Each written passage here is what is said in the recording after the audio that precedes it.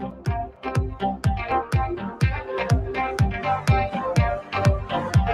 right, here we are. Time out with Michael and Tony. Hey, how is everybody? Good. Super excited to have everybody here. Super excited. We got a good show for you today. We want to thank everybody for listening. Morning, noon, or night, doesn't matter. We are on Apple Podcasts, Spotify, Podbean, all of them in between. We got a guest with us today, Cody. Thanks for being on the show. Yeah, man. Thank you guys for having me. Man. So Cody knows about football, and he's like, hey, let's do a football one. And we're in the playoffs. We are close to the Super Bowl. So I thought, why not? Let's do this football podcast. So anybody that is on and watching the live broadcast, thank you for watching. Go like our page, Time Out with Michael and Tony on Facebook. And we also have, so here's a weird thing. YouTube is funny. They won't let you change things. So I ended up having to keep the YouTube page at Time Out with Michael. Well, I probably will roll with something different. We'll try to change and move. I'm going to have some friends help me there. Anyway, go to YouTube. If you're a YouTube subscriber, go look for our channel, Time Out with Michael, and like the page, subscribe to the page, and then click the little notification bell so you know when we're live. And then you can watch and tune in and join. And if you are watching the live stream, we're talking football. And right now we're going to talk about the playoffs. So playoffs, we have going on this weekend, today and tomorrow. And we're going to talk about who's going to win. First up, Minnesota versus San Francisco. Cody, who's winning? Personally, I think San Francisco's going to win. San Francisco. Why is that? I just think as a complete team, they're just too good. Defense, way too good, especially the front seven. I think they're going to get too much pressure on Kirk Cousins.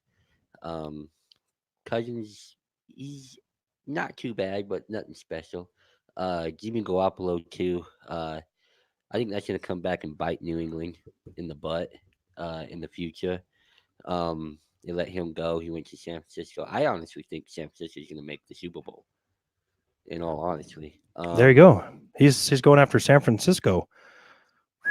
They haven't been there in a long time. Very long time. That back in the day when I was a little kid, it was a long time ago. My mom got me a jersey and a helmet, and it was San Francisco, Joe Montana. Huge. I think he's the greatest quarterback of all time. I think Brady's good. Dude is unbelievably good, but Joe Montana, I think, is off the hook, off the chain.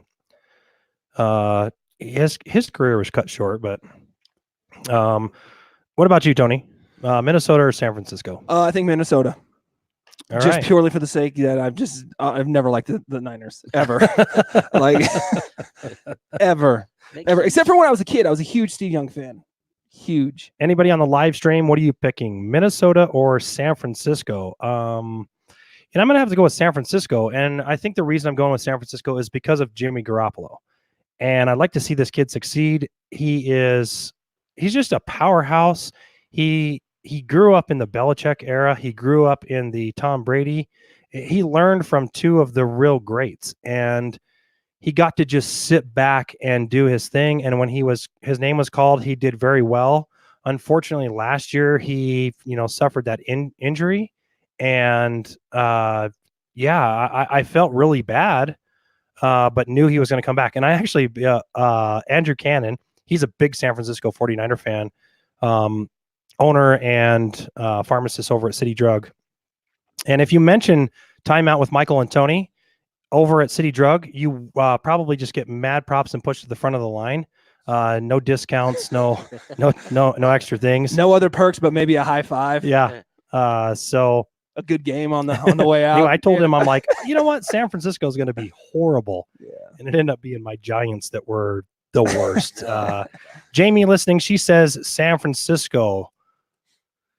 So there you go. San Francisco kind of on the thing. Minnesota's got to vote. Minnesota is really good. Kirk Cousins doesn't get enough doesn't get enough praise. I mean, they had the Purple People Eaters. They were a huge defense back in the day. I don't know, Cody. I think San Francisco, if they stop Diggs and Thielen, it's a wrap. Yeah, But Kirk Cousins has those two wide receivers, and Adam Thielen, I think, is a top 5 wide receiver in the league yeah. as far as everything that he can do. And I'm pretty sure that Thielen is a game time decision today. He has stitches in his ankle. So if he doesn't make it out there, that's a huge blow to the Minnesota Vikings, which is why I think that San Francisco is going to just top them. They got a good defense. They got a good offense. They're on fire. They're doing really well. Moving on to the later game, Tennessee versus Baltimore, which is, I think, the one game everybody really wants to watch. Tennessee came out strong and knocked off the big Super Bowl champs, Oh, yeah. the Patriots. Unstoppable. I thought Tom Brady was going to completely just run away with things, and he really didn't this year. Cody, what do you got? Tennessee and Baltimore. Who do you have? This is kind of hard, man, because the Titans on my team, but I'm gonna have to go with Baltimore. Lamar Ingram, if he plays, which I think he will. He's questionable, but it's a playoff game. You got to play that game. Um, I just I just think it's just too hard to stop. Um, and then we're missing out middle linebacker in Jaywan Brown. I mean, just Lamar, Ingram, Hollywood Brown, plus that defense that they got. They're gonna key on stopping Derrick Henry. Last week, we thought AJ Brown was gonna do something special, but he got stopped. Um, this is a completely different animal than New England is. Yeah, Baltimore's crazy. You can't stop Lamar Jackson. Sorry. No. He's having a great year. He's having a great time.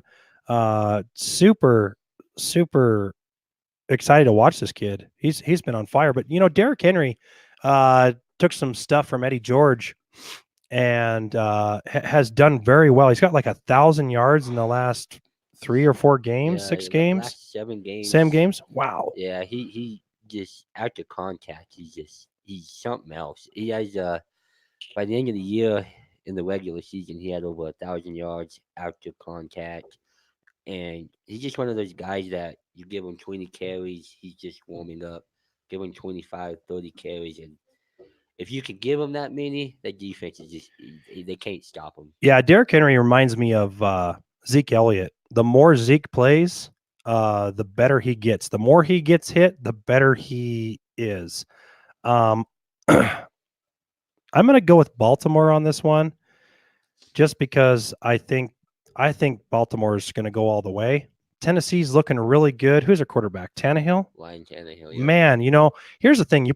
I was listening to some things. You put a player in a team and a position and a offense or defense, wherever you put them, and they excel. Look at Amari Cooper. He was horrible in Los Angeles. What are they? Las Vegas Raiders. Yeah. He was horrible with the Raiders. And then he moves over to Dallas and he's a superstar because they made him do, they put him in an offense which made him excel. They picked his strengths and went away from his weaknesses and played to those, and that's what you got. So that's a huge thing. That's why Ryan Tannehill is succeeding in Tennessee because they're playing to his strengths. In Miami, they did not do that. They kept it status quo. Let's run the continued offenses that we're running. We're not going to help Ryan Tannehill and what he's good at. So I think that's where he ultimately had his unsuccessful time there. And that's why he's good in Tennessee. And I agree with that. And that was the biggest thing with coming out of college for me with Lamar is you gotta fit your offense for what he does really good, and that's exactly what Greg Roman and Baltimore is doing. Yeah, and that's what excites me.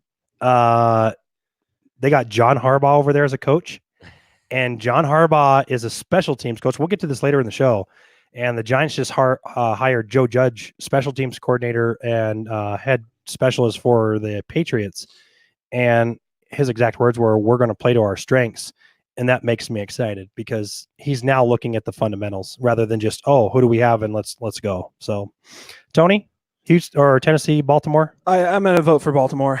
I was going to say, you know, as you guys were sitting there talking about Derrick Henry, I was looking online for any stats or any information I could pull. And it's funny because the only prediction that's being made on a wide range of sports sites is all about Derrick Henry for this game. He's a beast. Yeah. You watch him play, and he just, as the season has progressed, Derrick has gotten better and better and better. And he's going and talking to people. He's going and finding, you know, Eddie George. He went to Eddie George and said, you know, Eddie George had a successful career in the NFL. And he went to Eddie and said, what can I do to make my career better? And Eddie just, you know, he coached him, he showed him, and he's gone through other people's as well. So, yeah, Derrick Henry's a powerhouse. That's going to be Baltimore's saving grace, I think, or sorry, Tennessee's saving grace. But ultimately, it's going to be if they can get past Lamar Jackson and what he has to offer. Greg Roman, is he's the offensive coordinator. Yeah. Ooh, scary. Yeah, I mean, the key for the Titans to win, Derrick has to have 30 catches and 150 yards. If he has those, then I think the Titans win. If he doesn't, it's a no-go. Man, if the Titans knock off Baltimore, that's going to be a pretty big upset. So if they knock off Baltimore, I hope they play Kansas City because they can beat Kansas City. Kansas City. They can beat them. I mean, they get it earlier, of course, that was in Nashville. It would end up being in Kansas City, so it would be different. But I think we match up with Kansas City better than what we do the Houston Texans. Yeah, I think so too. Jamie on the chat says Baltimore. So Jamie's picking San Francisco and Baltimore. If you guys are just joining us on the live stream, we're talking about playoffs right now. Who's going to win? We talked about Minnesota and San Francisco, Tennessee and Baltimore. We just ended with. Put up your predictions. We'll talk about it as well. If you have anything crazy, if you have any good stats, if you have anything you just want to say, throw it out there. Moving on in the playoffs tomorrow on Sunday. First game of the day is Houston versus Kansas City. And, you know, I look back in the years I've been watching football, and Andy Reid has put together teams that are just amazing. Hey, Becky and Josh, thanks for listening. We're talking football. We don't like Denver. No, just kidding. I have to tell a funny story if we have enough time about the Denver Broncos and the New York Giants with my son Riker. Anyway, Houston and KC. Interesting game. I thought Houston was pretty much done for the season, and they came on strong in the end. And KC has just been they were huge last year with Patrick Mahomes, and Patrick kind of fell off this year. You haven't seen too much from Tyreek Hill.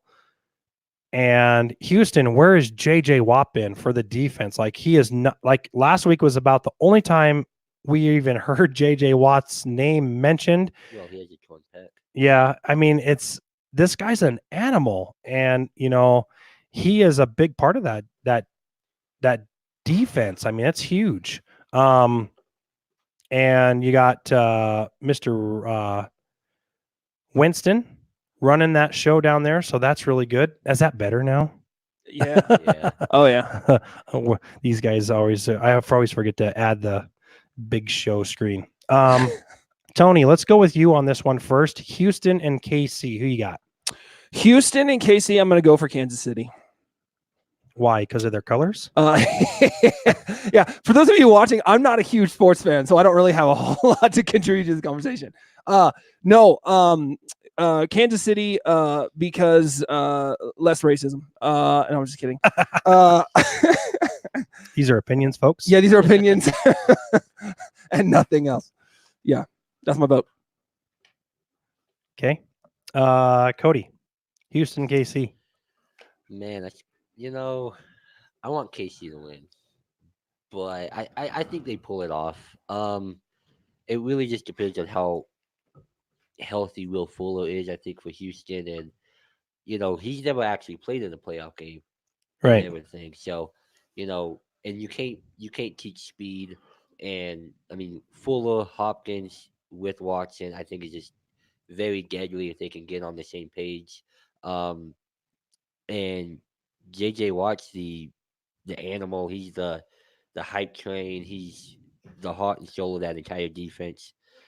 If he can play and actually be effective, then I think Houston can win. But I don't see it happening. So I got to go with KC. Yeah, I think I'm going to go with KC on this one as well, just because JJ Watt is not 100%, and he's going to rally that team. But I just think Andy Reid's got too much experience in there. And, Bill O'Brien has done some good stuff as well, but I just think I think KC has an edge on them. Hey, Johnny, how are you? Good to see you on the broadcast. Johnny, we're talking about football. I don't know if you're a football guy. I'm sure you know a little bit. You're more of a car guy. We need to do a car show. Ooh, we do. Yeah, I know. Well, this whole room would be packed for all the people I know would come in here. We'll do it. I don't have a problem with that. But yeah, I think KC is going to be ultimately going to take down Houston. It's in Kansas City, so that poses a little bit of a problem as well. It's probably going to be cold there. That's football, though. Yeah. The internet predictions hold the Chiefs as well. Some people are saying 35-30, 31-17. Yeah, I don't think it's going to be a blowout. No. At all. I think it's going to be a good game. The one game I think is going to be a blowout is going to be the Minnesota-San Francisco one without Adam Thielen. If he plays, then it'll be a little bit different. But every one of these games is really good. I don't think they're going to be huge blowouts, and I could be wrong. Yeah, I'm sure I will be. Moving on, Green Bay. This is in Green Bay, and Seattle does a good job on the road 50% of the time. In my mind, that's what I have observed, my opinion. And man, has Aaron Rodgers come on in the end of this season. Him and what is his coach's name now? Drawing a blank. Oh shoot, Matt LaFleur. Yeah, they thought that was going to be horrible, and it ended up being really bad in the beginning of the season, and it ends up being really good. So Green Bay, Seattle. Ooh, Yep. that was going to be. I think that one will be the. I don't want to say closest, but it will be the most interesting. I think so too. I think that's going to be I think it's going to be whoever has possession last is going. And if they're up, obviously they're going to win. But if they're down and they have the ball, they're going to score. Yeah, I think this is going to be a high scoring game. I don't think that either one they have a good defense, but I don't think I think this is going to be more of an offensive sided game. This is going to be a big scoring game, and it's going to come down to whoever has the ball. And I think ultimately I'm going to say special teams is going to be what wins this game. That's my thoughts, because again, it's going to come down to field position. It's going to come down to, can your kickers make the field goals and the extra points? They've struggled this whole year. Every kicker is horrible. There's not one you can really count on. I don't think. Just when you think you can count on him, he misses one. So yeah, and it's going to be cold. I Yeah. mean, it's going to be freezing cold. It's always cold in January. Yeah. But Green Bay has those pass rushes. yeah, They got those pass. I mean, they have to stay in their lane so that way Russell don't escape or move out. But I mean, like you said, I think it's whoever gets the ball last is gonna score. Yeah. I mean, Aaron Rodgers, you can count on him. Russell Wilson, he almost won the game in week 17. They came like 2 inches. yeah. 2 inches. They sure did. And here's the thing. You talk about those pass rushers from Green Bay, and exactly that they do have that, but Russell Wilson can escape the pocket. So they have to play honest defense. They can't just always go through those lanes. And I mean, they're fast enough that it's going to be okay. They're going to figure it out, but Russell Wilson can escape that pocket. And here's the plus to that. He is a playmaker outside of the pocket as well, with his arm and his legs. he is still a huge threat. I mean, he's a veteran in this league, but he knows where to look, when to throw it away, when to slide, when to take off. So huge. Tony, Seattle, Green Bay. Green Bay, 100%. He's playing Tetris over here. No, yeah, Just no, kidding. no. I've been a Packer fan forever. Yeah. My vote's for Green Bay. I do want to point out my wife's comment there. I'm more excited for the McGregor fight than any football game ever, especially if the Seahawks are playing. Yeah. We're from the West Coast, but we're definitely not Seahawks fans. So, Whoa. yeah. And here's another thing that we football fans come to realize is that when you play in Seattle, that's hard. They got the 12th man. That's hard when you play with that intensity, that intense of a crowd. There's nothing that beats that. No, and actually they had it up on the internet when they were building it. The way that the stadium is built and formed, it kind of more like a cave. It kind of echoes. Yeah. And everything. So like the crowd noise stays in there just a little bit longer, and it's just a little bit louder. And when you're on offense and you're the opposing team and you're in there, you're trying to do audibles and checks and stuff like that. It makes it almost nearly impossible. Yeah. And that's that, the day and age now, it's checks and audibling out of your offense and your plays is huge. Okay, so out of those teams, who has the best chance to go to the Super Bowl? I'm gonna go with San Francisco. Okay, and Baltimore. San Francisco and Baltimore. Sports Illustrated has it listed here as Ravens and Seahawks. Ravens and Seahawks. Yep, that's their prediction. I got the Ravens in that division. I don't know about NFC. I don't know. I think San Francisco. I really do. I think. Am I right? I think it's close to the NFC. I think it's more close. Right. For the AFC, it's just it's hard. I mean, you got Baltimore has a really good defense. Red zone, they're top 2 in red zone offense, but they're also very good in red zone defense. Right. And I don't care what you do from one 20-yard line to the other 20-yard line. I'll gladly give you 500 total yards, but if you ain't getting touchdowns, you ain't going to the Super Bowl. Right. Yeah. Absolutely. Let's see. Looking at past comments, Antoinette says that her son's James team is the Chiefs.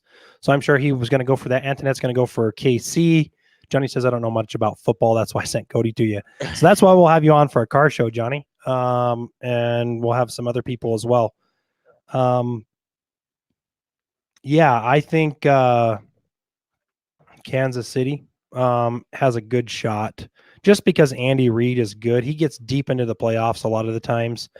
San Francisco, they've got a good shot with Jimmy Garoppolo. Baltimore, obviously. Everybody else is just kind of they're right there together. Those 3 teams really stand out to me. So it'll be interesting to who makes it there. Who's got the best offense? Do you think?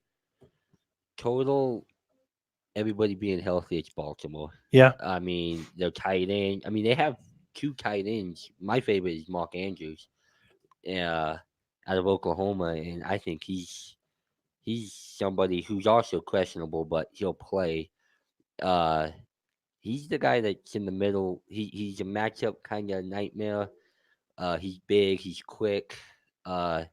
Then you got Lamar, and then you got Mark. I mean, you got Lamar that's fast and agile, and you don't know how to attack him from an angle standpoint. And then you got Ingram that can just hit you. Yeah. Like a trade.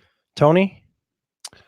Yeah, I'm sitting here looking up stats. I know you are. online. I know you are. So I'm looking up stats for offense. Top 3, you got Baltimore, you got San Fran, you got Tampa Bay. Tampa Bay. Yeah, 2019 to 2020. Of course, Tampa Bay's in there. They give up so many points, so they always have them to play from behind. Garbage time, man. Garbage time stats. Best offense. Yeah, I'm gonna have to say Baltimore, just because of Lamar Jackson. Kid's a superstar. He can run. He can pass. Um, What did Antoinette say? She said- Antoinette says, "Did you know there are 3 former Wyoming Cowboys in these games?" I do, Antoinette. And why don't you post who those former Wyoming Cowboys are? I'm really sad that Josh Allen didn't make it into the playoffs further. I'm not a Buffalo Bills fan, obviously, because they're from New York, and I'm a New York Giants fan. Yeah. But I'm a huge Josh Allen fan. Oh man, loved watching that kid in college, and loved watching him in the last couple of years in the NFL. That pass he caught in the playoff game, That was nice. that was rad. I mean, that just shows you who Josh Allen is. Well, I mean, he'll get there. And Buffalo kind of they missed Levi Wallace Oh yeah, and everything. And I mean, when you miss a corner on the defensive side, it's a big piece and everything. And Josh, he'll get there. He'll get there. He's on the right track. Still have to work on accuracy a little bit, but he's a lot better than what a lot of people thought he would be Yeah. already.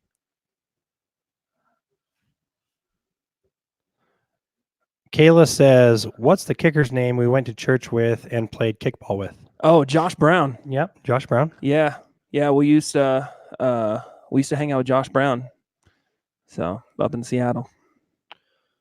Um, Baltimore has the best kicker though.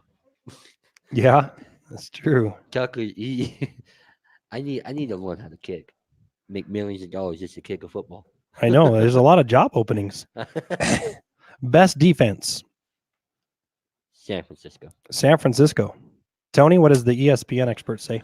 They actually say the New England Patriots. Yeah, I was going to say New England Patriots Yeah. had the best defense. Yeah, top 3, they got Patriots, they got the Buffalo Bills, and they've got the Ravens. Buffalo was good until they lost a corner. Levi Okay, Wallace, man, I I'm mean telling you. he's amazing. And I'm not trying to play favorites because he went to Alabama, but I mean, he's good. He's good. Yeah. He has that mentality of, I'll just put my head down, get to work, and you do what you need. I'll do whatever you need me to do. Plain and simple. And that's what I love to see. That's Saquon Barkley comes out of Penn State. Penn State, big rival with the Buckeyes. I love the work ethic from Saquon Barkley. This kid, day in and day out, is huge.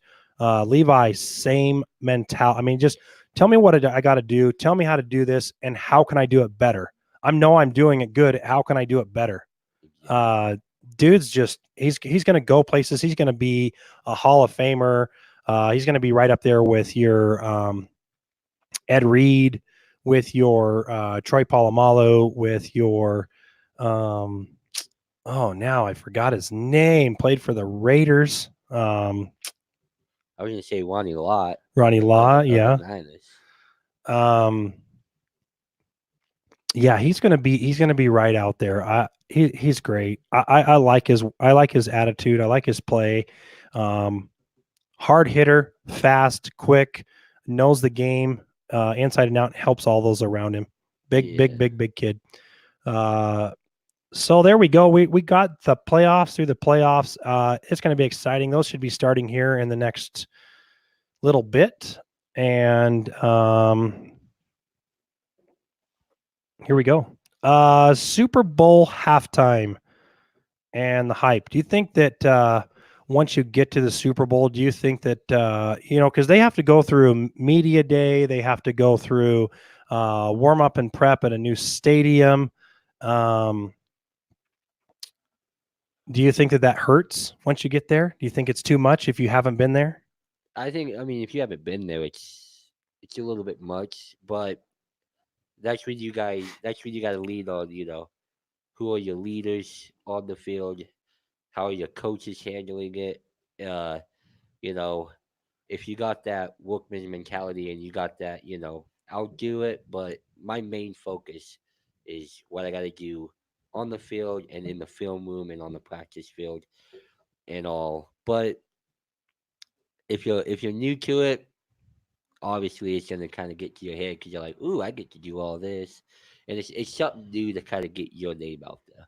I think it would get to anybody, at least to a degree, regardless if they've been there or not. You know what I mean? I mean, that is a tremendous amount of pressure. You've got I mean, it's the biggest game of the year. Oh you know? yeah.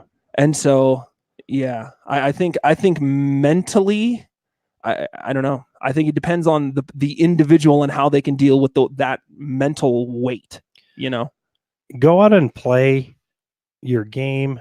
Don't worry about the hype behind the game.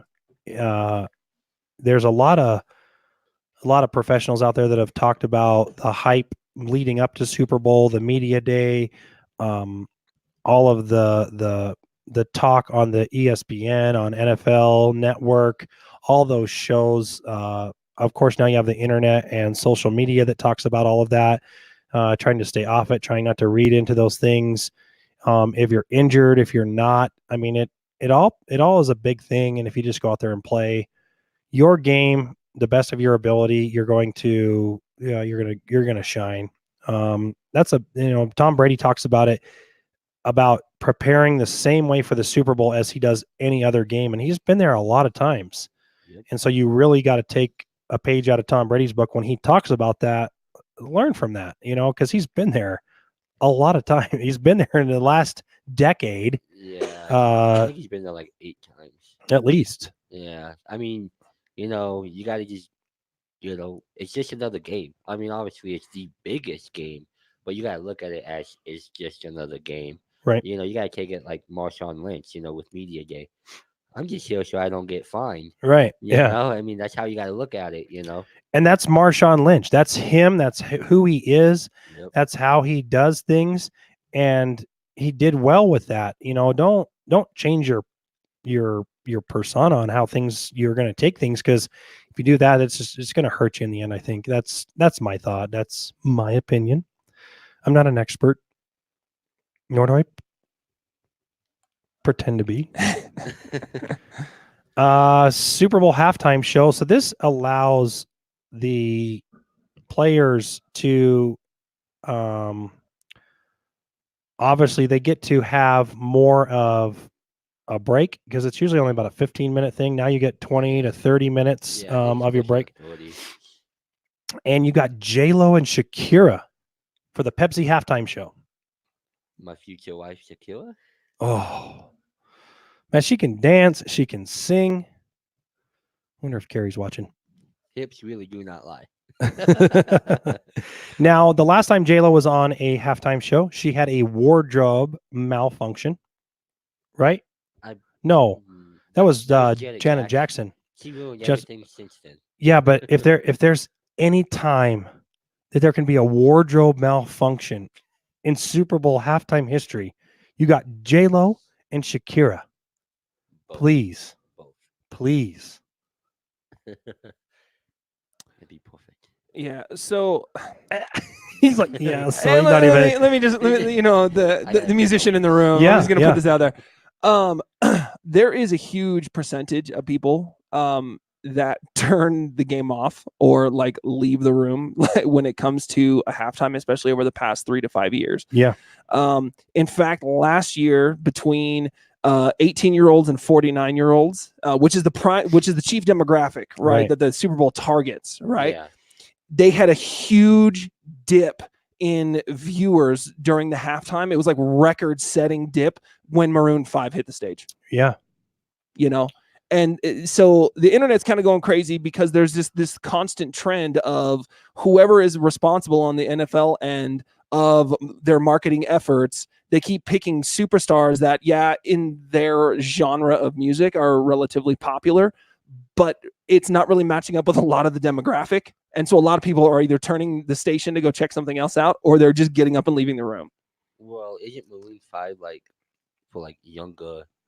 Oh, it is. I don't want to say like younger people, but it's not full, the 20. They're not okay. When I think about this halftime show, I think of somebody like when you go to a concert. I am not the guy. I'm okay. I'm not the guy that wants to go see Ozzy Osbourne. Mhm.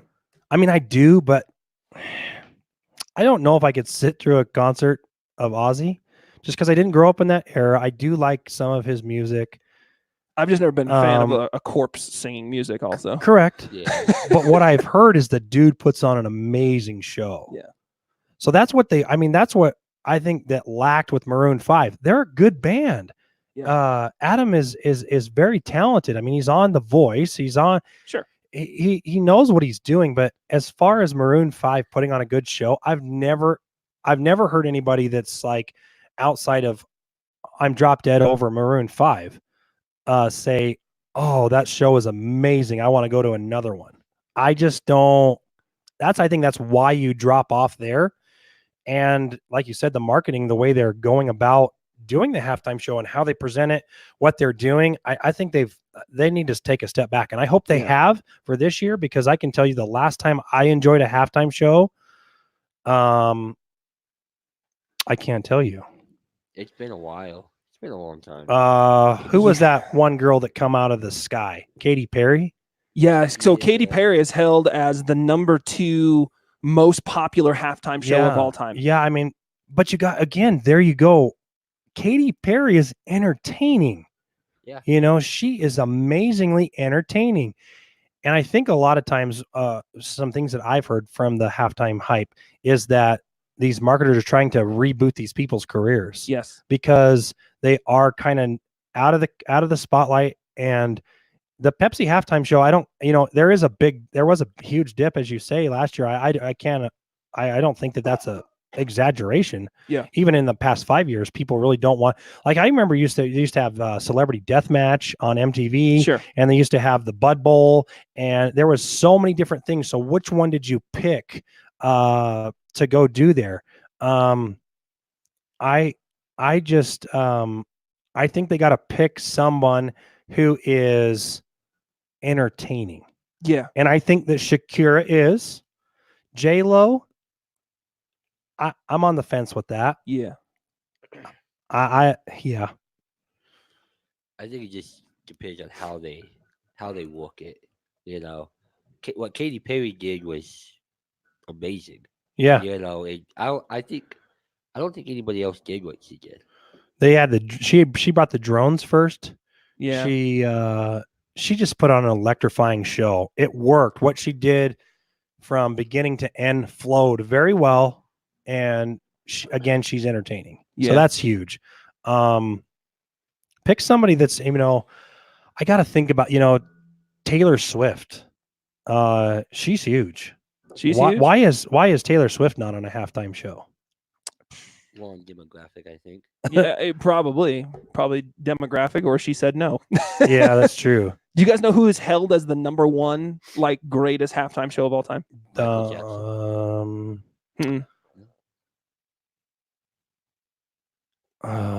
An older group. It is an older group. Tell me. Bruce Springsteen. There you go. And what is it, 2008, 2009 with the E Street Band? Yeah. And see, I thought it was going to be Michael Jackson, because Michael Jackson, what is it, the 90s, whatever. His halftime show was redonk. Like that was crazy. That was absolutely crazy.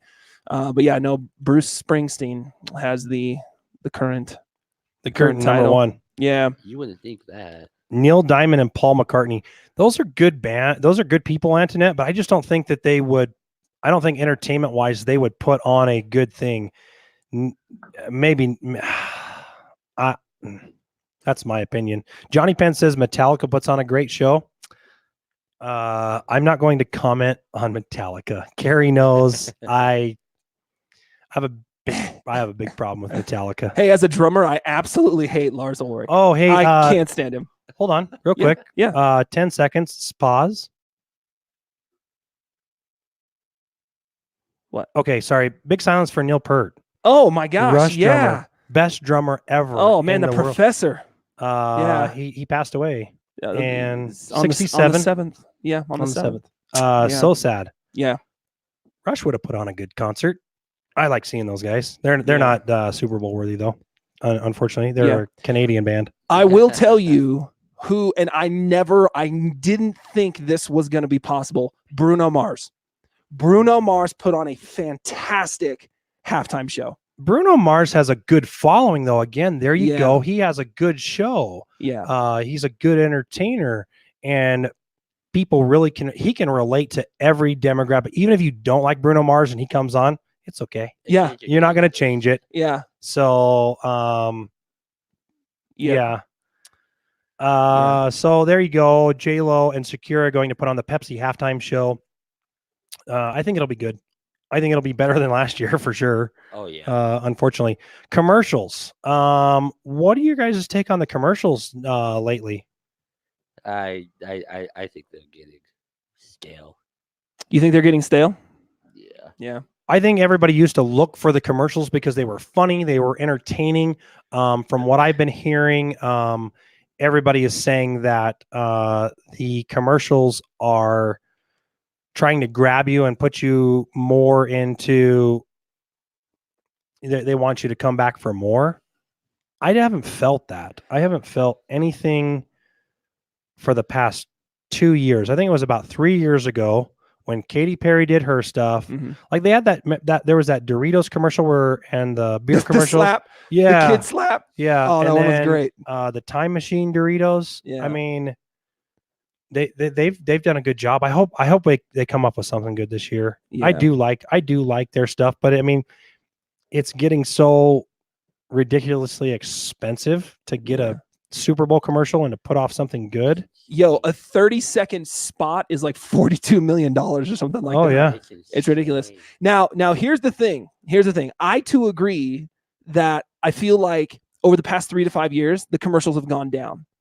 But I know what the marketers are doing. So the marketers, the guys behind the ads that are being played, right? They're no longer trying to target us. They're trying to target our wives. They're trying to target the moms in the house, right? Because that's how they've won them back to the Super Bowl. Oh. That's how they've brought an outside demographic back into the game. Because I mean, you take any lady between the age of 18 to 45, right? That is not a Super Bowl fan. They're going to be laughing at at least a handful of those commercials at play. So, and the only thing, like after the game, like for example, my mom, the only thing she talks about after the game, hey Tony, did you see that Doritos commercial? Hey Tony, did you see that Volkswagen commercial? Right? So they're doing a fantastic job. For those of us sitting there watching it, we're wanting to see some of those, little kids slapping that guy. Hey, don't touch my mama. Like those, you know what I mean? Like we're waiting for those, but they're not targeting us anymore. So the material that they're putting out there is trying to target your wife. Fair enough. Okay. I didn't ever look at that way. So yeah. I didn't look at it like that either. Yeah. Yeah. So, Shout out to all the digital marketers watching right now. Yeah. that was a plug. We're looking for a sponsor. Carrie says, I'm outside that demographic. No, you're not. You're not. You're only like 39. Stop it. Tony put you in that demographic. You're there. Oh my gosh. So with that being said, Super Bowl's right around the corner. Good luck to all those teams that are going to be out there fighting for a chance to get there. It is the coveted, it is the most wanted game all year. Of course, you get that big ring, you get that trophy, you get to have bragging rights for a year. You get the glory. Yeah. Taste of the glory. So excited for that. Maybe I have to get back to my Super Bowl parties. We used to have a Super Bowl party all the time. What? Yeah, we did.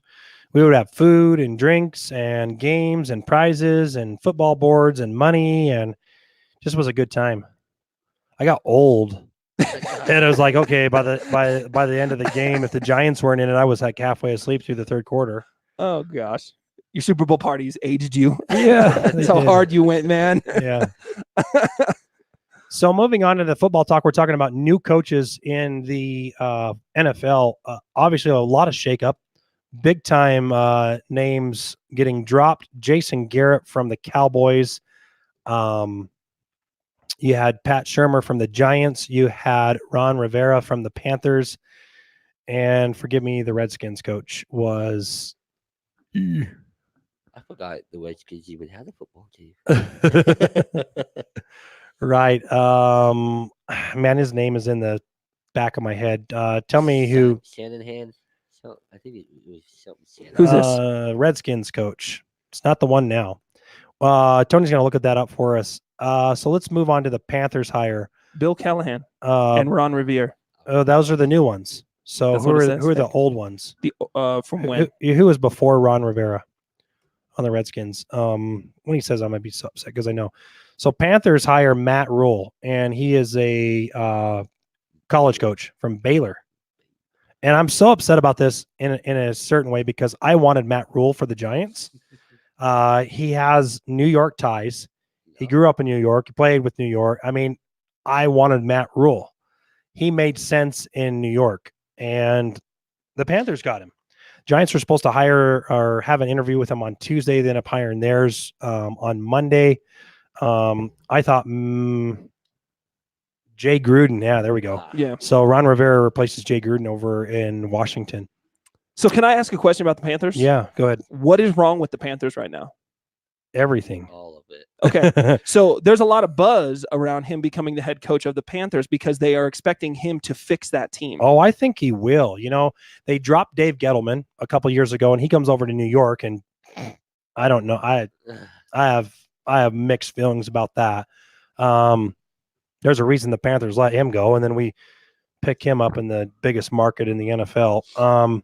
Matt Rule's going to take it off, and I think for so long they relied on Cam Newton for him to be the hype in the thing, and I think they got to move on from Cam, honestly, to change the perspective and to change the era in Carolina. They're going to have to move on. That's my thought. Matt Rule's great. He's a good coach. He is a great coach. He's got fundamentally sound stuff. He's got a great background from Baylor. He's got everything is really good from Matt Rule, which is why I wanted him to be over the Giants. The salary deal on that's insane. Yeah, what's Matt Rule going to take? The deal is for 7 years and $60 million, and could rise as high as $70 million gonna say with 70. incentives. Yeah, with incentives coming up to $70 million Oh, over So, 7 million or 7 years. So that's 10 million possible a year. yeah. That's insane. I could take $1 million and I could live off of the interest. Yeah, Oh yeah, for sure. for real. For sure. I mean, I think the key thing for Matt in Carolina to do, and there's already reports about it, is go back into college, like get back into college, and take LSU's co-offensive coordinator in Joe Brady. Yeah. Yeah. I think mean, if he does that and then he takes Joe Burrow, well, he won't be able to. yeah, I know that's not going to happen. If they get somebody, but look at what they've done with Joe. So now they're going to take that. If he gets that offensive coordinator from LSU and he brings him in and they find a quarterback, and then you have Christian McCaffrey and you go out and find a good receiver, they'll be unstoppable. They'll be a force to reckon with again. Yeah, I mean, they could always jump back. I mean, they can always jump up to get Joe, but then you're costing, future Yeah. endeavors and stuff like that. But I mean, what did Joe Burrow do for the previous 4 years before Joe Brady got? Yeah, exact. That's what I'm saying. With Brady to be, I mean, that influential on him Yeah. is huge. Well, he came from New Orleans. Yeah. I mean, I'm sorry, but I know we're going to talk about the draft later, but I got something good about New Orleans to say. Okay, good. So yeah, Panthers pick up Matt Rule. He was a hot coach, pretty much on all four of those teams: Panthers, Giants, Cowboys, Redskins. He was like one of the most sought out ones. And he told Baylor, "I'm coming back." So I thought, well, he's kind of off the thing, but I think he's got to say that. Yeah. Good pickup for the Panthers. I think he probably needed to say that, but and that's what Nick Saban did with Miami before he came to Tuscaloosa. And I don't really like. I didn't like it. I mean, obviously, I like the hire, but the way that I'm not going anywhere, quit asking, blah blah blah, and then he leaves. If you're interested, just come out and say it. You know what? I Yeah, think so. I'm interested. Anything more on the Panthers, Tony, that you want to touch on? Nope. Moving on. Moving on. Giants hire Joe Judge, former special teams coordinator. I'm going to be able to talk about this for a minute because I do know this. I listened to it. Joe Judge, former special teams coordinator for the New England Patriots, coach under Bill Belichick for 8 seasons, 3 seasons under Nick Saban. He's got a lot of experience with 2 amazing coaches. Nick Saban told him to use your intelligence and use fundamentals. You'll always get everywhere with that. And Bill Belichick said, look at what you have and exploit it. So Joe Judge is going to be he's in a tough market. The New York market is probably the toughest market you can go to. And with the hype of Eli Manning leaving and all that controversy there, what they had with Daniel Jones moving up to that, taking Daniel Jones as the 6th pick. And now you go back and think, should we have taken Lamar Jackson instead of Saquon Barkley? Should we have taken somebody else besides Saquon Barkley? Because Saquon's first year, he was amazing. Second, this last year, he struggled with injury. And I think a lot of that had to do with they put a lot of weight on Saquon's shoulders. And yeah, he got worked a little too hard. I think he's going to come back with a bounce back 3rd season and be amazing. They got to fix their offensive line. Joe Judge is going to go back to fundamentals. He is in no way, shape, or form anywhere near Matt Rule, Mike McCarthy, or Ron Rivera as far as being a talked about coach. But I think he's that sleeper, kind of like John Harbaugh in Baltimore as a special teams coordinator. He has to know everything. And they usually are the people that are looking at the recruitments. They're the ones that are looking at all the players as players, not necessarily a receiver, not necessarily a running back. They're having to find somebody who is an athlete and how can we use them? Are they a speed person? Are they a strong person? Are they able to use their hands? Because they have to figure out a special teams team and pick it. So I'm not real high on that hire. I think they should have went with Rivera. But I think they made a mistake drafting Saquon Barkley. He's a running back. This isn't 1990. Yeah. It's not 2000. Your offense shouldn't anyway, centerfold around a running back. Now, the Titans do, but we also have an offensive line. There you go. And that's the thing. Dallas Cowboys have an offensive line. That's why Zeke does so well. Yep. I would have liked to seen Mike McCarthy in New York. I would have liked to seen Matt Rule. I would have liked to seen Baltimore Ravens defensive coordinator. I don't know why James Betcher is still there. That defense looked retarded last year. I hope Joe Judge fires him, but that's just me. It'll be interesting who Joe Judge brings in as a OC. That's going to be a big step in how that goes. Jason Garrett's out there. He's a big name.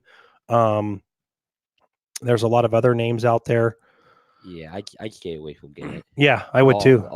Just complete. I mean, by the time he left the Cowboys, I don't even think the players even respected him. Yeah.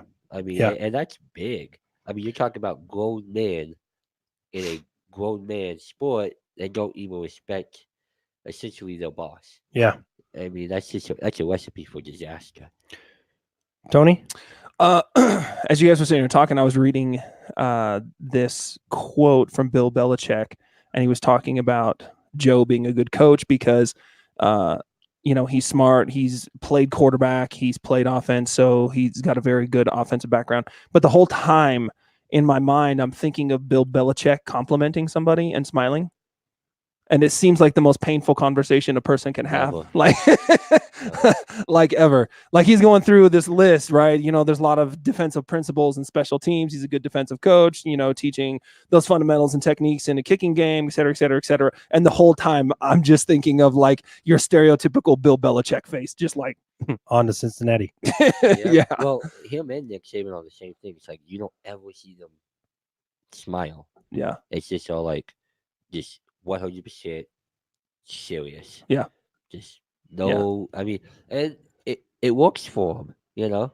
Yep. 6 national championships and 6 Super Bowls. Yeah, It works. You know. big time. Giants are gonna. We'll see what happens with Joe Judge. Interesting hire.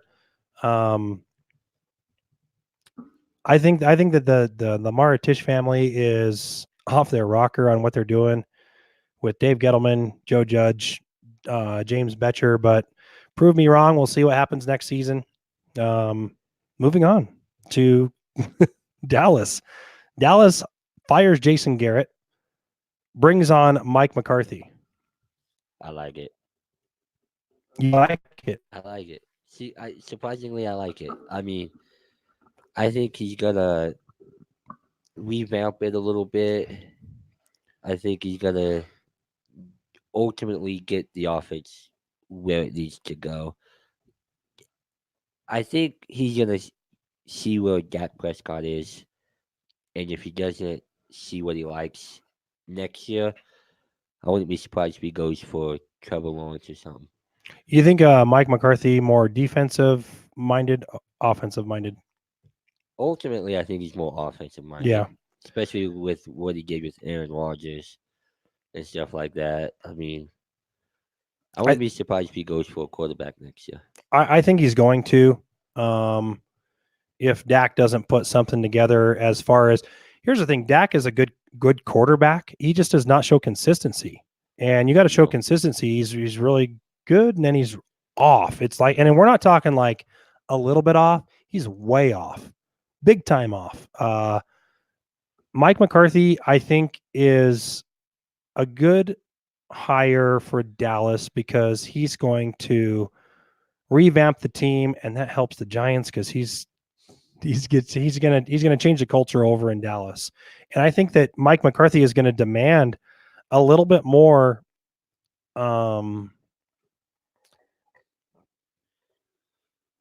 management than just being a head coach. He's going to want to be more of a voice than Jerry has let any other coach besides Jimmy Johnson. Like Jimmy Johnson flat out told Jerry, look, I'm either going to coach the team and run the team or I'm out. Let me do it my way or I'm out. And he won him 2 Super Bowls. Well, and so, and I think that's the biggest. I think actually the Cowboys' problems is Jerry Jones. I think 99% of America would agree.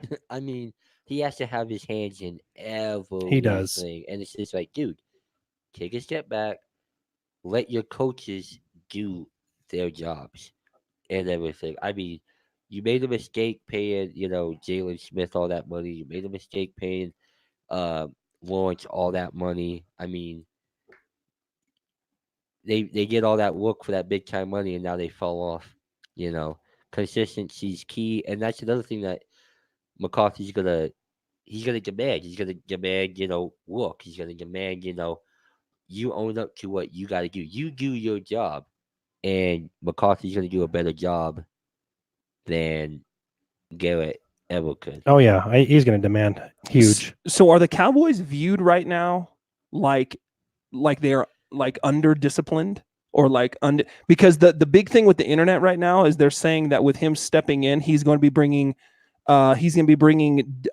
discipline and accountability to the team. I think he's going to rein it in. I think that Jason Garrett is a good coach. I think Jason Garrett let things get away from him this season and last season with everything going on. And I think a little bit of that has to do with Jerry not letting him, maybe be a voice.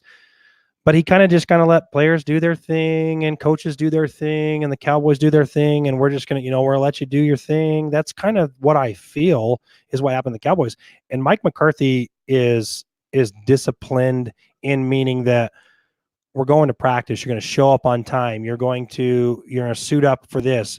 Again, he is an old school guy who will just tighten the reins a little bit. I don't think that Dallas is like undisciplined huge, but I think they've let it go a little bit. And Jerry's tried to step in there a couple times and say, stop, but by then it's too late. yeah, I think it this year it just kind of got away with them, because of the whole Dak Prescott thing, where they're going to give him a contract, whether or not Zeke was, going to get paid for this top running back spot, highest running back paid. What were they going to do with Amari Cooper? You had Sean Lee on the defense. Vander Esch was huge for them. Then ended up getting injured. And you got your defensive ends as well, pass rushers, edge rushers. I think Mike McCarthy's going to come in and he's going to rein it in, and they're going to be a little bit more disciplined than they were. So yeah, I think if you're a Cowboys fan, I think you have to pray that Jerry Jones does not give Dak Prescott a big time contract. I hope not. I don't think you give Dak a Prescott. He didn't show me he deserves that yet. No. But here's the thing, and I'm going to go off a tangent because we're talking about coaches right now. Anybody who gets paid huge money drops off the following year. I have not. Name one person. You're kind of off the boat, but can you name one person that got paid in a big contract that showed up the next year? As far as players or coaches? Players, coaches too, I guess. Oh, I don't know. I mean, think of the last time somebody got paid huge. Manning. Which one? Eli or Peyton? Peyton always showed up. Tom Brady, but he never got a big contract. He always got contracts to help the team. Shoot, man. It's hard to think about, right? Hard to think about. Now, Tom Brady, we talk about that. Tom Brady didn't ever take a huge contract because Tom Brady gets all of his money from his endorsements and everybody else. And he wants his if his players are getting more money and he has the people around him, which even so out of that, he's never had. I mean, he's had some good superstar teams, but everybody's always been amazing around Brady. For me, big contracts. Zeke didn't do great. He's not the leading rusher in the NFL. Russell Wilson. Yeah, got that big contract. I think Russell Wilson. He fell off that year when he got the big contract, and he's still doing good. But no one has really shown me once they got that big contract that they are just they stay right there. Mm-hmm. Mm-hmm. I mean, it's all about that money, and it's always about the guaranteed money, So, and I think that's why Tom Brady leaves. You think he leaves? I think he leaves. Unless they cave and give him a contract that he wants. What do you think? Is Tom Brady going to stay with the Patriots, or is he going to be gone? He has no idea. I got no idea. Well, I'll say he's leaving. I think Tom Brady's going to stay. I think Tom Brady's going to stay because Tom Brady is that classy of a guy that stays with the same team till the end. And if he goes somewhere, he's going to Denver. And then Bill Belichick leaves. If he stays, Bill leaves. They don't. I don't think they like each other. I don't think they do either. So I think it's ever since Bill brought in Jimmy Garoppolo, it was just kind of no. Yeah. You bring in my replacement, bro. I just got you a handful of Super Bowls. Yeah. That's how you're gonna do me like that. Tony, any more on Cowboys? Nope. Okay, moving on. Redskins. There we are. I was looking at the time. Redskins hire Ron Rivera. I don't think I'm going to move really quickly through this one. The Redskins are in a downward spiral. Their team is horrible. Their defense is horrible. They're in a huge rebuilding. Their front office is bad. Their GM was bad. Their coach was bad. Ron Rivera is a good coach, but I don't think he has the tools to build the Redskins back up. I think he needs to have some more set pieces for him to be successful. So it's going to take a while. Yeah, it's going to take 3-4 years of him doing what he wants to do and how he wants to do it. You got to get rid of Dwayne Haskins. You gotta get rid of Haskins. And I know he's from Ohio State and that's your boy, but I was never high on him coming out. I think it was a mistake. I think Dwayne should have stayed one more year. I think Dwayne should have sat a full year, but that's me.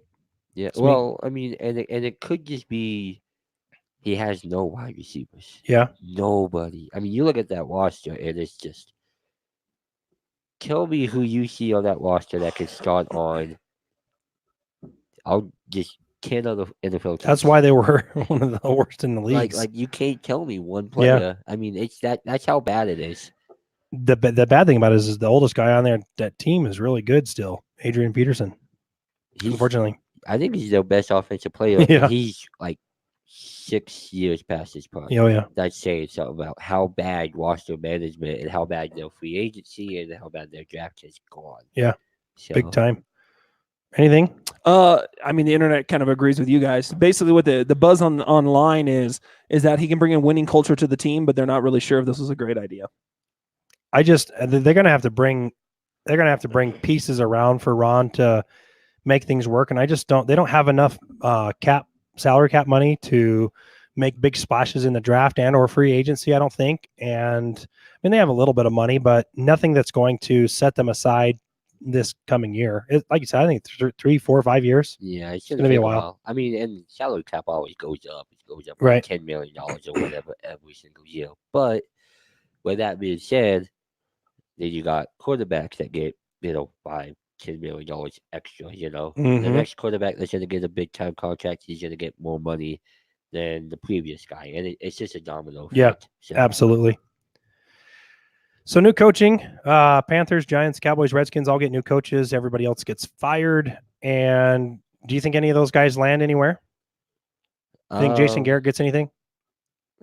I don't think he gets another head coaching job. I don't think he Not- gets a not- head not coaching right job. away. I don't even think he gets hired as a OC or a DC. I don't think he gets hired for anything. Jay Gruden, definitely not. No. Pat Shurmur, he might land an offensive coordinating job. I think Pat Shurmur is an offensive coordinator. I think he gets something like that. I don't think he's a head coach. I don't think he can control the room. I don't think he can keep the room. Unfortunately, he's just a way better OC, and that's bottom line. That's okay, and be happy with that. Matt Rule, Ron Rivera obviously went and he got a job.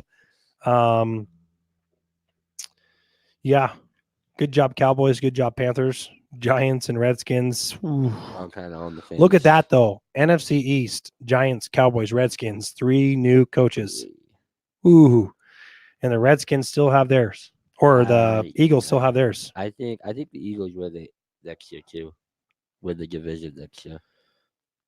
I mean, look at what Carson Wentz did with really essentially nobody because of all the injuries. Yeah. He threw for 4,000 yards and not a single wide receiver had over 500. I know, right? Eagles got depleted. Hardcore. Yeah. Moving on. Officiating. Officiating was horrible, horrendous, terrible in the NFL this year. One of the biggest things that I think I saw was I'm unsure what to call. And I'm just going to call it. It was bad. It's still bad. I hope this weekend brings better officiating for dang sure. It's horrible. I've officiated some little league games. I've officiated some high school games. I've officiated one college game. A lot of fun. And it is hard. It is hard to be out there in the spotlight, especially in Pee Wee football, because all those dads think that their kids playing in the NFL and they're all NFL rules. We would be there for half a day if we called every single little thing. It is bad. But the officiating in the NFL was horrible. The pass interference review was absolutely stupid. I think the reason that it was stupid is because I think that no one liked it. And they only did that to save face because of the missed call in New Orleans. That is the 100% of American fans, even on the opposition, knew that was a penalty. I'm still dumbfounded on how they did not. How you did not call that?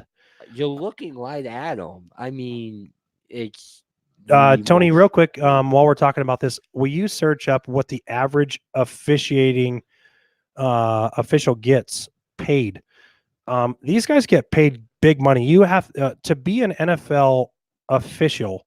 You have to have 10 years experience in college. You have to have 6 years of, I mean, the list is long. I can't even remember what the qualifications are for an official, but it is crazy. Tony, you got it? Yeah, in 2019, it was $201,000. $200,000 to officiate. One game a week. Come on. Yeah. You can make that call. Yeah. And I think the biggest thing that the NFL is struggling with right now is their schooling. Not schooling. Their what is like Their what edu- is it? yeah, What is a penalty? And what's yeah, not a penalty? their education, what they're doing in the NFL as far as helping these officials be on top of their game is next to nothing. The other thing you got to think about this too is that Al Rivion, however you say his last name, he's the head of all of the NFL officials. He is one guy taking care of 400 people. You got come on, NFL officiating crew, the NFL officiating association has to put in place 10 other people. You can keep Al's going. He's out. And it's unfortunate because he is very knowledgeable, but he's one guy trying to take care of 400 people, and that's bad. Yeah, and I mean, I like the pass interference. I guess you could say challenge rule, but you gotta make it clear and obvious on what's a pass interference and what's not. It's kind of like the catch thing. Sometimes they'll call a catch, and then in another game it'll look the exact same, and they'll call it an incomplete. I mean, it's just so Inconsistent. inconsistent. Oh, yeah. It's horrible. You gotta draw the line on what's a holding, what's a pass interference, what's a catch, and until you do that, it don't matter what rule or how you put it. It's gonna be ugly. Yeah. And I think, again, with that being said, I think that the officials were upset about the whole thing, and I think that's why they didn't call a lot of pass interference when you challenged it, because they wanted it thrown out, which is stupid because they could have bettered themselves by calling. There was a lot of calls this year that went back to review, and you should have called it interference. Yeah. And I think that could have helped them. And even so, I think it slowed things down. It helps them look at what they're, what are they looking for? This, when you are an official and you're watching stuff and you're trying to make those calls, whether they're a penalty or whatever, it doesn't matter what sport you are doing. Real time is hard. And sometimes you're like, oh, I missed it. Or you've been distracted. I can tell you multiple times I'm watching the play and, it's a small world that's going through my head.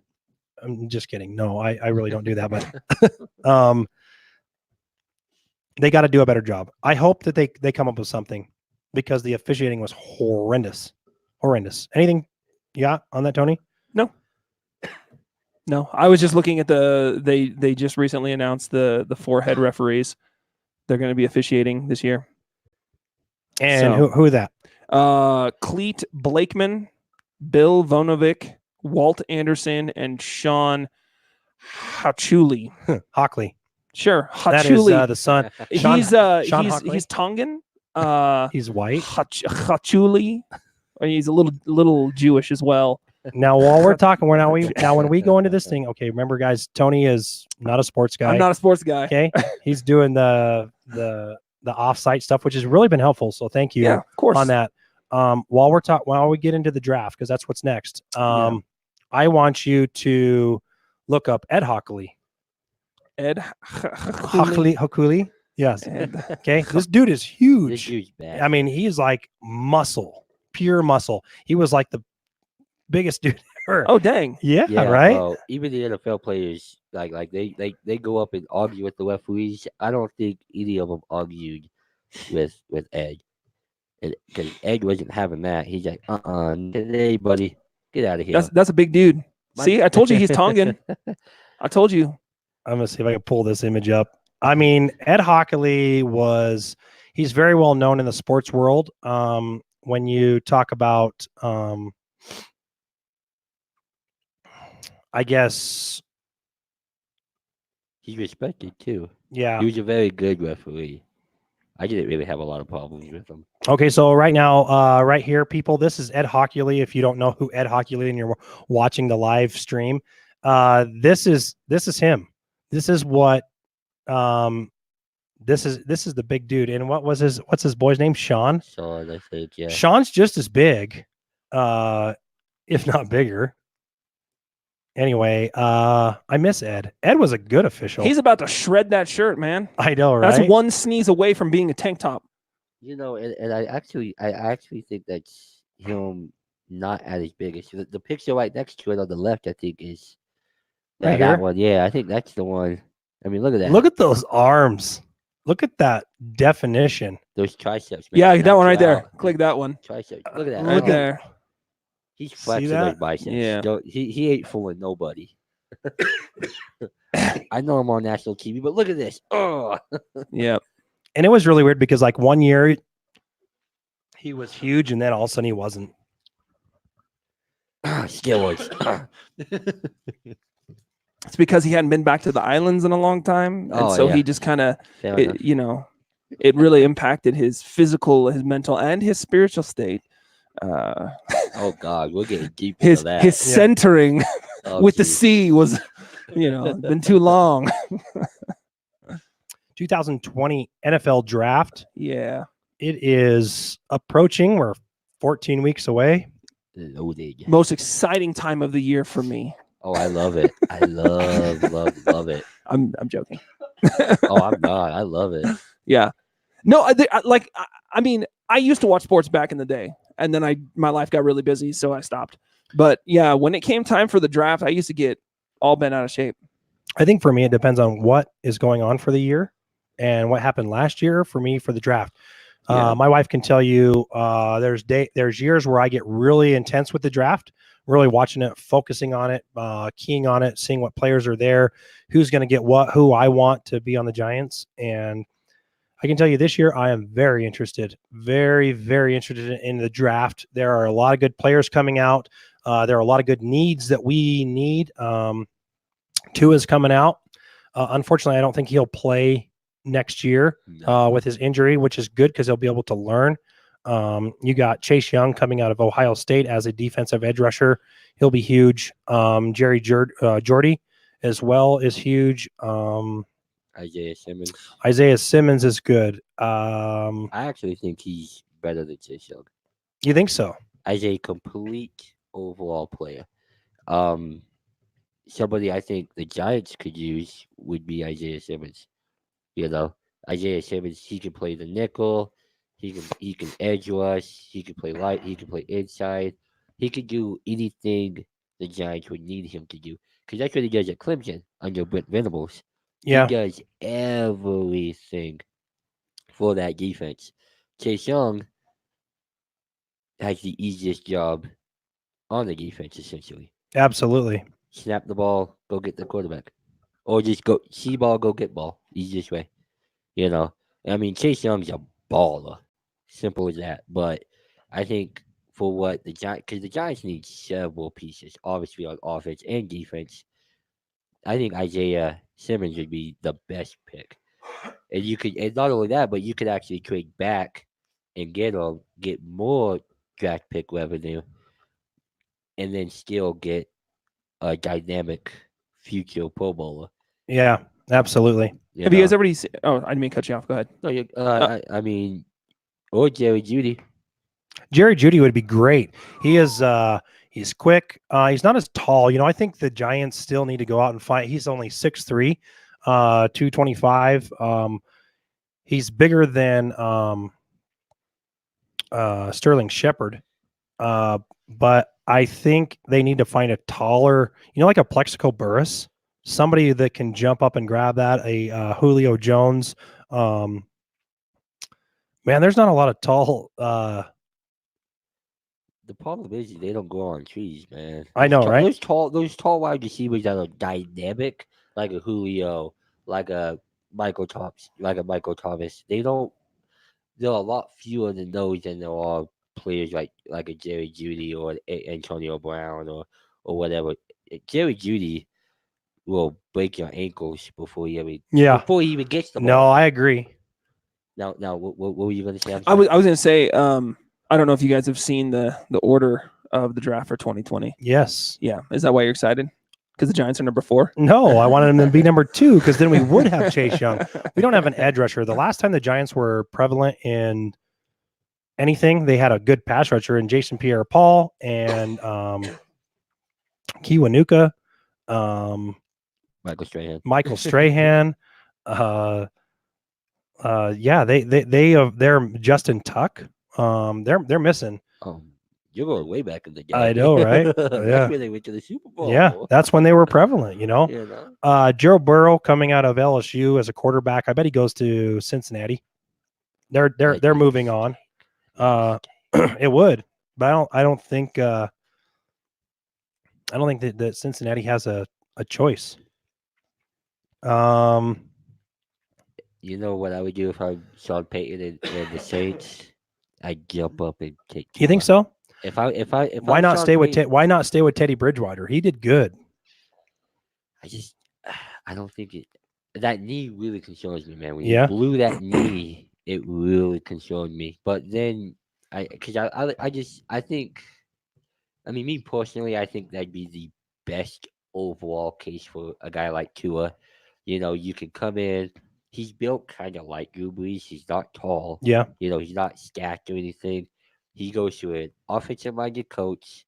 He goes to a guy that knows how to coach a quarterback of his same stature, and he can sit behind Drew Brees for at least 1 year, and Drew Brees would be somebody that would be phenomenal Yeah. to learn under. I think Justin Herbert from Oregon. I think that's who's going to the Saints. I mean, I'm just saying, Yeah. if that'd be the perfect fit for Tua. It won't happen, obviously. It's not gonna happen. Right. But I think it'd be the perfect fit for him. I think he goes to like Indianapolis or Miami. Yeah. Where? What's the order of the draft, Tony? The order of the draft. What do you want? Let's go top 10. Top 10. Number 1, you got the Bengals. Okay, so Bengals is probably going to take. Joe Burrow. Yeah, they're going to take Joe. How did they get number 1? Because they were horrible. They were horrible. Horrible. They All went from like a middle of the road team to just. They just fell. Yeah. Fell. And I don't know what it was. I don't think they had a lot of injuries this year. I don't think there was passion at all. Yeah, maybe that. I mean, they were just Our redhead. just dropped. He could make a. Yeah, you can't have a redhead as your quarterback. What are you? Number 2 is the Redskins.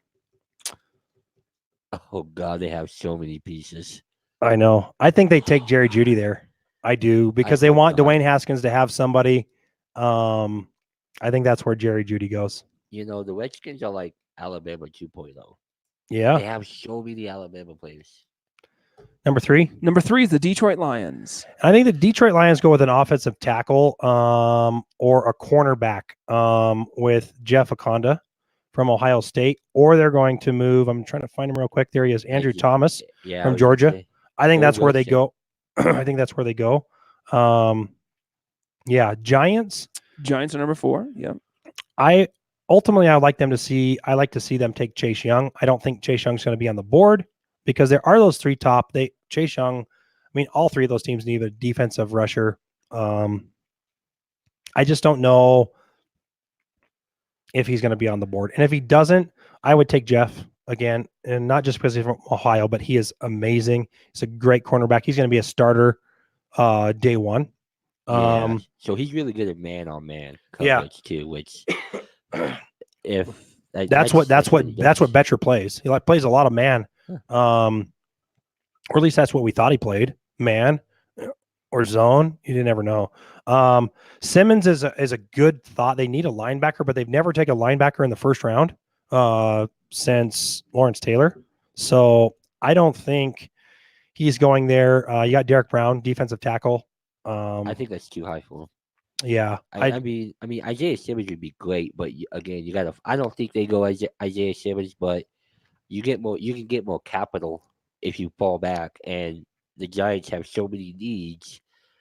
You don't need to worry about trying to make the playoffs next year. Yeah. Try and supplement and get players that you can build for the long haul and everything. 'Cause that's what it all matters. I think Andrew Thomas is a good pick too, as offensive tackle. They need Absolutely. they need somebody on that. They need to get rid of Nate Soldier.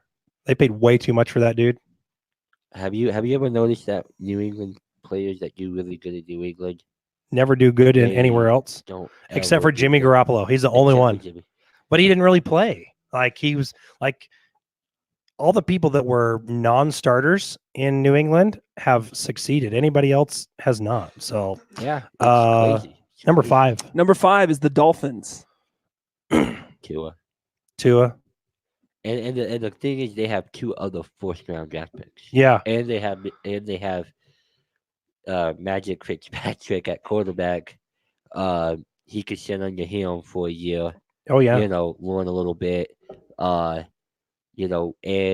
with those 2 first round draft picks this year, and then next year with the first round draft pick, they can build that offense around them and everything. But the most vital piece is to just have him sit. Just sit him. Don't Mhm. even try and play him because that hip injury, if that happens again, Yeah. it's done. You're over with. I mean, his ankles are good because the doctor said with that tightrope surgery, his ankles are actually stronger than what it was before. So I think he's good. He just needs to sit out a year. He'll be all right. Number 6 is the Chargers. They're going to go for a quarterback. They're going to replace Phillip Rivers. Bottom line, Tom Brady. Tom Brady, Teddy Bridgewater, Teddy. or Teddy would fit in good there. I think he'd be all right. Here's another one: is possibly Jake Fromm from Yeah. Georgia. Yeah. I don't like Fromm- him that much. I really don't. Fromm just said that he was going to be in the NFL, so he just declared his draft status, so he's going to go into the NFL. So it's possible. I don't care for him. Hubert also, he could be a good. I don't know. He's from the Pac-12, man, and I mean, there's certain conferences that I look at, and I just look and like at that position, I'm not gonna touch it. Yeah. And quarterback, I think in the Pac-12 is one of them. I just don't touch, especially from Oklahoma in the Big Ten. That's because he's an SEC guy. Mm. They're like, we'll talk about that later. Hey, I'm just kidding. hey. Next, Number 7 is the Panthers. the Panthers. Offensive line, wide receiver. I can see Jerry Judy if he's there. I think Derek Brown, defensive tackle, Auburn. I think that's when the discussion for the defensive tackles can kind of start flowing. Yeah, I think that's where they go. They don't have a Quentin Williams or anybody like that or Wilkins or whatnot in this draft. I don't. Yeah. Next, Yeah, number 8, you got the Cardinals. I think you need to go get Kyle Murray a receiver. So that could go a million ways. They got a couple good receivers out there. Yeah. That wide receiver from Colorado. I can't remember his last name. LaVisca. Yeah. Yep. Good luck Yeah. trying to say that. Yeah, I'm not even gonna kick too, but he's good. He's a big, tall. I don't want to say he's another Larry Fitzgerald, but he's built kind of similar Yeah. to him. And Larry's He's on out. his last leg. I mean, I love Larry. He's still going to be a good player. He's still going to be a consistent player, but people are not double teaming Larry anymore, so it doesn't make sense. You got to get Kyle somebody who can go out there and go crazy. Exactly. And number 9, you got the Jags. Everything. They need everybody. Everything. So good luck. I don't know where they're going to go with. So they got a new general manager and a new coach. Yeah. They need everything. They need everything. I mean, Jaguars are going to be a rebuilding team for 10 years. I don't know. yeah.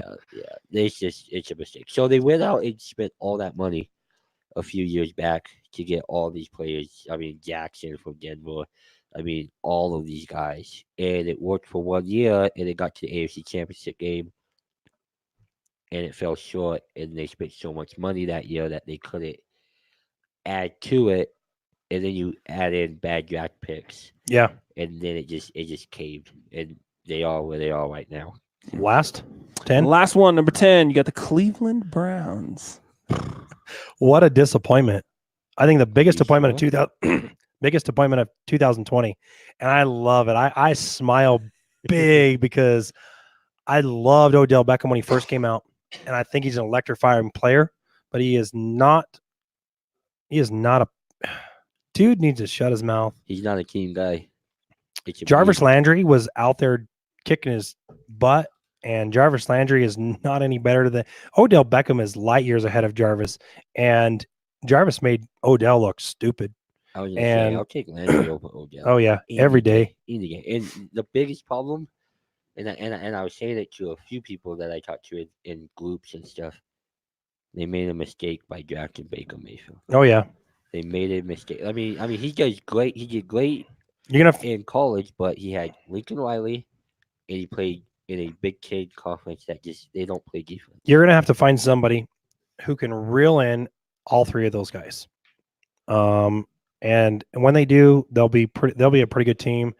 But you got to play to their strengths, and I don't think that they played to their strengths. They were inconsistent. They were huge, and then they were bad, huge and bad. Big disappointment. The Browns need somebody on, I think, on their defensive line.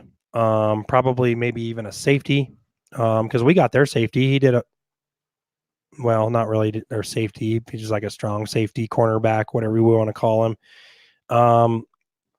Yeah, the Browns. I don't know. So I think they need an offensive lineman, defensive lineman, and a linebacker. I think their roster is actually very impressive. Yeah, it is. It's just the coaching is very lackluster. Yeah.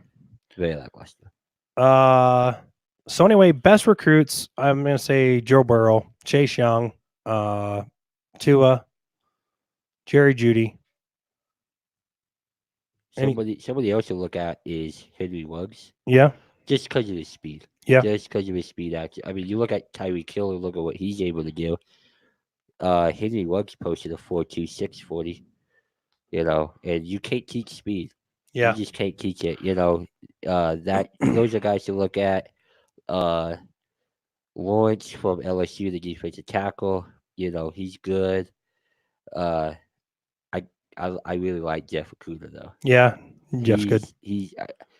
I hate Ohio State and their defensive backs. I hate it.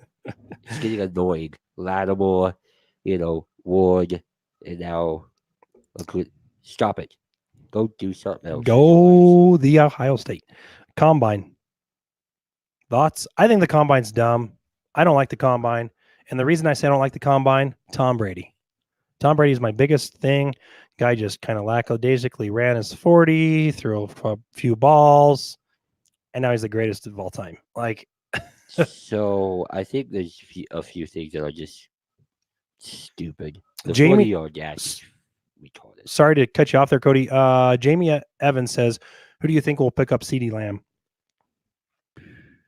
I can see Arizona doing it. Arizona could do it. You know, there's a few teams that Carolina could use a wide receiver, and he's good. He's good. I don't like him when people play press man. CeeDee Lamb's gonna go to the Las Vegas Raiders, and there's where Teddy Bridgewater's gonna land. He's calling it. We'll see. That's gonna be a fun place to watch football. I drove by the stadium. Ooh, Oh, I bet you looks that thing so is awesome. So amazing. so awesome. College players leaving early. You think that this is a good thing, or do you think that they should stay? What are your thoughts? I just think it just depends. Honestly, I think it depends a lot on family situation. Now obviously college, helps in that aspect because if you're a high-ranking recruit coming out of high school, and you got Bama, you got OSU trying to get you to sign with them, they're gonna toss money, your way, your family's way. Yeah. It's just the way it is. I mean, there's no way around it. But as far as I think depending on what your draft grade is, if you're a first rounder, go. Second rounder or third. If you're a day 2 pick, I think you kind of have to think about it. Mm-hmm. If you don't get a second or third round grade, there's no business in you leaving and coming back. There's no business. Tony? Your thoughts? I don't have many. I'm just listening.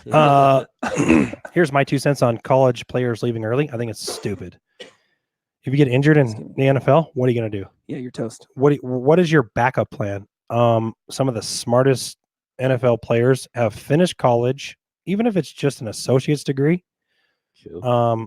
Get at least that. Don't do 1 year of college and then come out, or not even go to college, because after that, what are you going to do? What are you setting yourself up? Unless you are Michael Jordan, Tiger Woods, Tom Brady, Right. who gets Michael Jordan and Tiger Woods, when Tiger Woods wasn't playing well, he still was like in the top 5 of athletes getting paid. Michael Jordan is still getting paid billions. Yeah. It's crazy. Like, unless, and he was one of the lowest salary basketball players ever. Unless you have something to back you up, don't leave college. Yeah, and Stick with it. and I mean, they look at that like, let me go get my money now. I can Yeah. still get my degree and stuff in the off season, and that's the way that they look at it now. A lot of it is too is, do you have the insurance to college anymore? If Yeah. you don't have that, then sometimes it's better for you to go to the to the NFL, because then if you were to get hurt, you're still making money, because of the guaranteed contract that you signed and blah blah blah. Yeah. It's so hard to go back to college, go back to school once you leave. The longer you stay out, the harder it is to go back. Oh yeah, for sure. It's very hard. Wrapping it up, who is your favorite draft player in the draft this year? I don't want an Alabama. No, I'm just kidding. No. There's not one. I mean, if Dylan Moses stayed healthy and was coming out, I'd say him. But he's coming back for a senior year. As far as overall, I really like Isaiah Simmons. Dang it. We can have the same one. That's okay. I love Isaiah Simmons. I love watching this kid play football. He is all about football. He is a perfect fit for the NFL's model and where he is at for an outside linebacker. He can rush off the edge. He can drop into coverage. It's everything about this kid excites me. Whoever lands this kid has a gold mine. I think that's me. That's why I'm saying, Giants drop back. Pickle. I mean, he was a 3-star recruit out of Kansas, right? And he didn't have any of that big time hype. And he comes in, goes to Clemson, and again, puts his head down, goes to work every single day, and he's been in a good program. 6'4", like 230. 230. Yep. I was just trying to pull up his stats there. It's a freak of a kid. And he's smart. He has a very high football IQ. Ohio State wins if J.K. Dobbins doesn't get tackled by Isaiah Simmons. Yeah. Because there's nobody there. If Simmons does not make a tackle, he's gone. That's a touchdown. Sorry. Absolutely. It's over. Tony, who's your top recruit? Oh, what's that guy that got arrested for pickpocketing that blind dude? He pushed him down a flight of stairs and took his shoes and got on the subway. That guy. Spider-Man? What was his last name? McMillan Smith? One of the two? Spider-Man? No. He took him, and then he took that. There was a lady selling flowers, and he went over there and took the bucket and dumped the flowers on the ground and stole the bucket. It was all over the news. Venom. Yeah. No, that guy's my top. That guy's my favorite. Yeah. No, I don't know. I don't know any of these guys, man. That's so funny. Cody, thanks for being on the show. Yeah, we appreciate you. All your insight is great. Thank you, everybody who listened, who chimed in with the live stream. This was a little bit longer one. It's kind of hard. Maybe we should have broke this up into 2 sections, but we just did it this way. Please subscribe to our page on Facebook, Time Out with Michael and Tony. Click on the like button, and also on YouTube, go search for Time Out with Michael. and subscribe to the channel. Click on the little bell so you can know when we are doing live stuff. We are still working on the final touches on our merch shop where you can go buy a hat and Tony's favorite. I think it'll be February's #1 purchased item, What's his what? the tramp stamp. Oh, the trans stamp. Yeah. Yeah. Yeah. It's going to be awesome. Everybody's going to get one, Oh, including boy. me. Including Oh, me. boy. It's Yeah. temporary though, Cody. So Oh, okay. don't worry. It's temporary tattoo. It washes off. Ah, Can you imagine that? All your kids running around. Oh, Oh my my god. no, I can't. The old lady would kill me. Oh yeah. So we're working on that, and once we have that up, we'll throw it up on the Facebook page. We'll put it on the Twitter page. We don't have an Instagram page. I don't know why we don't have an Instagram page. That's probably something we should work on, but we will. Other than that, again, thank you so much for listening to us. We are getting bigger and bigger and have more followers. We are into almost 1,600 likes Boom. and listens on our podcast. Tell your friends, go to it, listen to it. We are, whether you listen morning, noon, or night, we don't care. We try to put our broadcasts and stuff in on Mondays and Wednesdays, and I'm trying to be on top of that. I need to be a little bit better. We do our live streams on Tuesdays and Saturdays. I think we should go to a Monday, Saturday, or maybe a Monday, Wednesday. We've kind of talked about that to change the Yeah. dynamics. Life gets in the way, and let me just tell you, trying to do this setup, it's hard. It's hard to get together and have everything work out for everybody. So again, Apple Podcasts, Spotify, Podbean, Spotify, did I say that already? Hushka. It's all out there. Check us out. Time Out with Michael and Tony.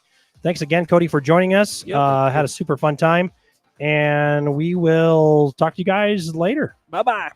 Bye.